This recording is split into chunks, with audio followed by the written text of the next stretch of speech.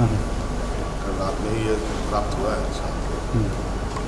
तो इस पर हम लोग चर्चा करेंगे और मोटा मोटी लगातार हम लोगों की नज़र है कि किस तरीके से हम लोग आने वाला समय में लॉकडाउन का पालन करेंगे, कहाँ छूट देनी है, कहाँ नहीं देनी है। क्योंकि हम पहले भी बताए थे कि हमारी समस्या तो तब बढ़ेगी जब प्रवासी मजदूर वापस आएंगे और जहाँ ग्रीन जोन है वो तुरंत उसको ऑरेंज रेड में कन्वर्ट भी हो रहा है। और इसको ध्यान में रख करके हम लोग निर्णय लेंगे, क्योंकि ये भी निर्णय लेना जरूरी है कि किस सारी चीज़ें थम सी गई हैं, उसमें गति कैसे आएगी। अब तो नए सिरे से सोचना है कई चीज़ों का, इसलिए अभी मैं खुद ही पदाधिकारियों के साथ बैठक करके ये आज शाम तक सर एक देखिए, हमने जो लगातार आप लोगों के माध्यम से ये जानकारी प्राप्त हो रही थी कि सड़कों पर लोग चल भी रहे हैं और मर भी रहे हैं, कोई एक्सीडेंट से मर रहा है, कोई भूख से मर रहा है। ये बहुत दर्दनाक स्थिति बनी है और बन भी रही है, अभी भी लगातार ये चीज़ें जारी है। तो हमने ये स्पष्ट रूप से अपने प्रशासनिक महकमे को निर्देश दिया कि राज्य के अंदर कोई भी व्यक्ति पैदल ना चले, चाहे वो किसी भी राज्य का। और हमने उनको सुरक्षित स्थान पर पहुंचाकर उनको खाने पीने की व्यवस्था कर उनके गंतव्य स्थान तक पहुंचाने का निर्देश दिया है। और साथ में फिर भी राहगीर कहीं ना कहीं इतने बड़ी संख्या में देश में जिस तरीके से प्रवासी निकल पड़े हैं अपने घरों की ओर, ना जाने किस गली मोहल्ले से निकल जाएं, किस रास्ते से आ रहे हैं पता नहीं चल रहा है। तो इसलिए हमने हाईवेज़ में भी जो हम लोगों का सामुदायिक किचन है उसको भी चलाने का निर्देश दिया है और वहाँ पर राहगीरों को मुफ्त भोजन देने का भी निर्देश दिया है। पानी की पूरी उपलब्धता हो, छायादार जगह हो जहाँ पर लोग थोड़ी देर आराम भी कर पाएँ।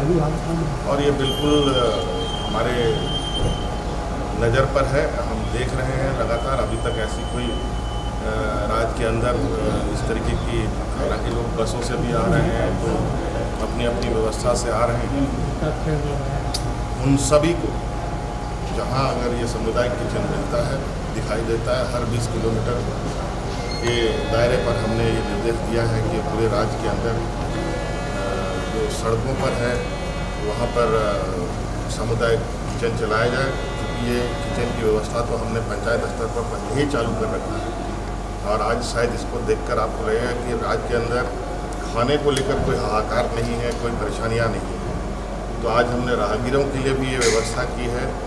प्रवासी लोग जो पैदल चले हैं या भटक गए हैं उनको भी अब रास्ते में खाने की कोई दिक्कत नहीं होगी, ये व्यवस्था और आपने उनको वापस भी निर्देश दिया है।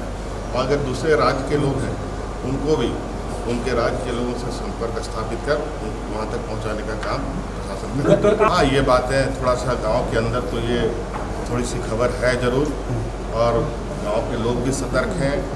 हमने इस विषय पर जो सामाजिक पुलिसिंग की भी जो आपके सामने बात रखी है और उन लोगों से आग्रह किया है कि आप लोग बिल्कुल जो भी लोग बाहर से आएंगे उनके प्रति एक आप लोग स्नेह का भाव रखें। कोई भी किसी भी तरीके का कोई ऐसा अभद्र व्यवहार ना हो जो हमें शर्मसार करे। और आप अगर आप लोगों की सुरक्षा में कोई चूक होती है तो ये निश्चित रूप से गांव के लिए, लोगों के लिए बहुत तकलीफदेह होगी। तो इसके लिए आप प्रशासनिक व्यवस्था की मदद ले सकते हैं। और आज हमने पंचायत स्तर पर भी क्वारंटाइन का व्यवस्था कर रखा है, जहां गांव के ही लोग अपने गांव के लोगों की देखभाल कर रहे हैं और ये बहुत बेहतर तरीके से चल रहा है। और इसी का नतीजा है कि आज आपने देखा होगा कि रांची में भी जिस तरीके से संक्रमित लोग ठीक हुए हैं, जिसको आए दिन एक बहुत बड़ा हुआ बनाया गया, रांची को, हिंदपीढ़ी को टारगेट किया गया। और आज मुझे लगता है कि बहुत जल्द अब ये रांची, हिंदपीढ़ी रेड जोन से बाहर आ जाएगा। ऐसी मुझे सर उत्तर प्रदेश से अब इस पर मैं बहुत ज़्यादा टिप्पणी नहीं करना चाहूँगा। जहाँ हमें कोई ऐसी खबर मिलती है तो उस खबर पर हम तुरंत संज्ञान लेते हैं और उस पर हम लोग आगे कार्रवाई करते हैं। और आज आपने देखा होगा कि उन मजदूरों को फिर एकदम सम्मानजनक तरीके से उनके गांव तक पहुंचाने का भी काम किया गया। जो बीमार हैं, जो ये जिनको चोटें लगी है, उनके लिए भी व्यवस्था है। और हमने घोषणा भी किया है कि जो जिनकी मृत्यु हो गई है उनको 4 लाख रुपए प्रति व्यक्ति दिया जाए और जो घायल है उसको 50,000 रुपये आपके ट्वीट पे के लिए घर वापसी के लिए गाड़ियों तो छोड़िए, इनकी मृत्यु होने के बाद भी एम्बुलेंस उनको उपलब्ध नहीं होता है। ये इससे बड़ा दुर्भाग्य है और कुछ नहीं हो सकता है। हम अपने संसाधनों से जितना सहूलियत देने का प्रयास है हम देने का काम कर रहे हैं। और निश्चित रूप से ये हमारे लिए एक ऐसा समय है जहां हमें सरकार को अपनी एक संवेदनशीलता के साथ इन मजदूरों के साथ खड़ा रहने का हमने संकल्प लिया है और आज लोग खड़े हैं।